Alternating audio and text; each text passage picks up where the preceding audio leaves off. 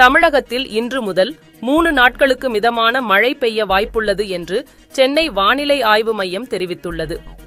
தென்மேற்கு மற்றும் அதனை ஒட்டிய மத்திய மேற்கு பகுதிகளின் மேல் ஒரு வளிமண்டல மேலடுக்கு சுழற்சி நிலவுகிறதால் அடுத்த 3 நாட்களுக்கு தமிழகத்தில் ஒரு சில இடங்களிலும் புதுவை மற்றும் காரைக்கால் பகுதிகளிலும் இடி மற்றும் மின்னலுடன் கூடிய லேசானது முதல் மிதமான மழை பெய்யக்கூடும் என்று சென்னை வானிலை ஆய்வு மையம் தெரிவித்துள்ளது. மேலும் அரபிக்கடலின் மத்திய பகுதிகளில் சூறாவளி காற்று மணிக்கு 35 முதல் 45 கிலோமீட்டர் வேகத்திலும் இடையிடையே 55 கிலோமீட்டர் வேகத்திலும் வீசக்கூடும் என்பதால் மீனவர்கள் இப்பகுதிகளுக்கு செல்ல வேண்டாம் என்று அறிவுறுத்தப்பட்டுள்ளது.